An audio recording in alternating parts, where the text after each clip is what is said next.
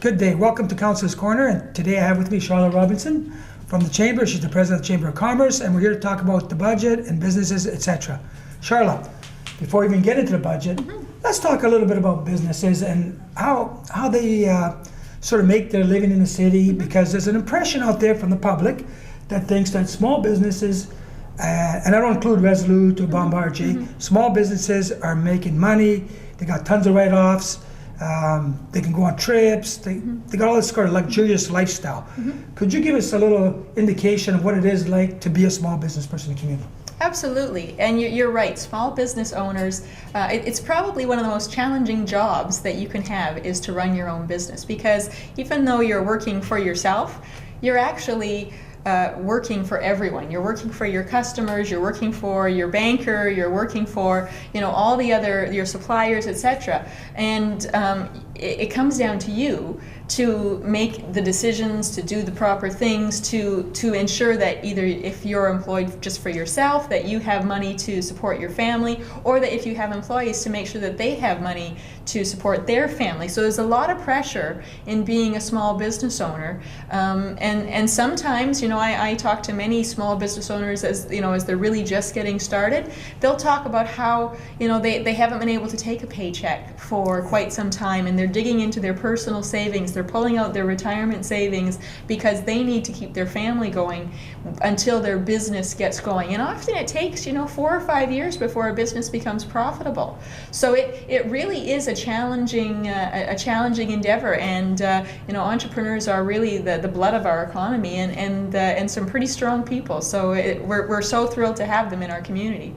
I also think that sometimes when we look at the number of hours a small business person puts in, do you want to comment on that? Because I know a lot of small businesses, and it wasn't small business. Exactly. You were in small business, so you know how it is, right? Your operation, maybe you're running a store. Your store is open from 9 to 5, but that doesn't mean that you get to go home at 5 o'clock. That means that at 5 o'clock you now have to go in the back room, and you have to figure out what your inventory is, and you have to place new orders, and you have to plan your schedule for staffing, and you have to make sure that you've got all the things. You have to arrange your deposits, go to the bank, balance the bank reconciliation. I mean, there's just the list is non-ending, and you're there till 10, 11 o'clock at night before you finally get home, even though people say, well, you closed at 5, right? So yeah, definitely small business owners, they on an hourly wage, they're probably making a couple of bucks an hour. After hearing that answer, I'm glad I retired. Charla, just on the dollar figure, because people say, if a small business makes $1, how much of that dollar do they actually get to keep after they pay the government, the taxes, the staff, the employees? How much of that dollar range would you say a small business gets to keep? Well, I don't have the numbers specific to Thunder Bay, but certainly I would say it's probably between 10 cents and 20 cents of a dollar that you actually get to keep. By the time you're paying, there's federal taxes, there's provincial taxes, there's, CPP and EI for your employees, there's WSIB, there's your rent or your mortgage on the building where you are, there's property taxes, there's, all the bills that we have in our homes, you have in your business, whether it's, your hydro or your union gas or your water bill, any of those things, you have those in a business as well. And you're not necessarily sure. In some businesses there are really busy times and really quiet times, and so you really have to plan your budget throughout the year, because if you're in retail, that November, December, that's your busy time, but come January, February, March, it's pretty quiet in the store, and so you have to make sure that you're planning really carefully so that you have enough money from those busy times to carry you through when the business is slowing down, because it's a downward cycle. So it's definitely a challenging endeavor. So you're leading me into the budget by saying, talking about planning. So you've seen a preview of the budget. I have. And I'd like to get your comments on it, and from the business perspective and from the chamber's perspective, obviously. How do you feel about the budget, and what are some of your, what do you feel about the budget? Well, certainly it's a difficult budget, and we recognize that this has been, the last few years have been really challenging for the city, and we know that those challenges often show up when the budget comes out, and we're starting to see that with the snow removal, legal fees. There's been a number of things where there's been some real challenging times, as well as reductions on the revenue side with changes in property assessments as well. So we know it's going to be a real challenge to get this budget to a level that's that's affordable for the community. That being said, we think that there are going to have to be some tough decisions made in order to do that. I know my members are quite concerned with the current 5.6% levy that's being discussed, and are very hopeful that that will be brought down to a much more reasonable level, in the 3 to 4% range. Certainly 3% is sort of a number where I think a lot of businesses sort of plan that 3% increase. So anything over that becomes an extra challenge for them.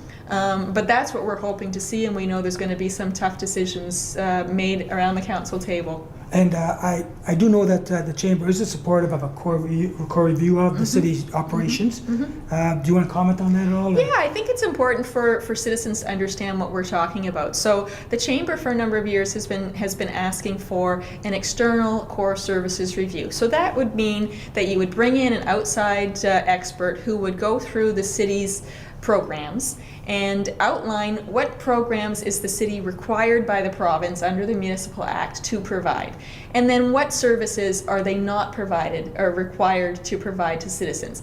And then that would give the citizens a little better understanding of what are we really providing that we need to, versus maybe it's a wish list versus a need to list, right? And then there needs to be a whole discussion around in the community on that list of things that you're not mandated to provide, as to, are these things that maybe we could deliver differently? Maybe they're things that the city doesn't need to be doing because there's private businesses that are providing those services. Maybe, times have changed since these services were originally started to be delivered, because maybe at that time, maybe there wasn't that option in the city. Maybe there weren't those services available elsewhere, and maybe now things have changed. Businesses have come in and are offering a service, and the city can say, let's let the business community take that over, right? So need to have a real full dialogue around what is the current situation, what are all the different things that we're putting tax dollars to, and then how do we think that should move on in the next 4, 5, 6 years? How do we think that should perhaps change? Okay, and this is a question now. Have you ever surveyed your members to say to them, hey, what services would you like to see? Would you like to see cut? Or I know as a councillor, sometimes when we say, you know what, we're looking at our budget and say, well, what if we cut this out or cut that out? We seem to get a lot of pushback. I know also as a councillor, when we're talking to people, that I always ask them, okay, you want your taxes reduced, what do we have to do?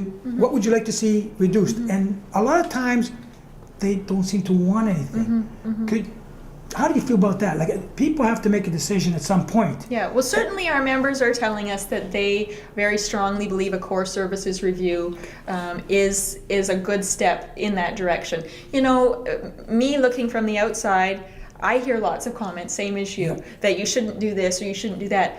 But I don't have all the information to be able to say, you know what, you're right, we're going to get rid of that. You need to have people who have all of that information, and you need to make that information available to the community so they understand this is what this is costing, this is why we're doing this, all that sort of thing, so that people have the full details, rather than just saying, oh, well, you should cut this or you should cut that. It really needs to become a dialogue, a discussion. The information is available. We know this line item, this is what we're paying for, this is what the service level is, that sort of thing. And then here's perhaps where there's other options where you could get the same service or where we could change things. You need to have those dialogues. We, as the Chamber, it's not for me to come and say, you need to do this, right? As the Chamber, it's up to me to say, here's what the business community is saying. We think that this is a process and a policy that the city should set to move us in a different direction, and we'll help you with that direction, but not to say, cut here,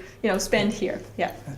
Thank you very much, Charla Robinson from the Chamber of Commerce, President. And now I know why she's the President. She's very articulate and certainly got the message across about their point of view and how they see things should happen. Charla, I want to thank you very much for taking the time to be in here, and I wish you all the luck. And I think the council has gotten the message, and it'll be an interesting budget this year. Thank you for watching ThunderBayLive.com. Keep us in mind when Council's Corner comes up, and if you have any suggestions for a story, please let us know. thenabelive.com. Thank you. Have a great day.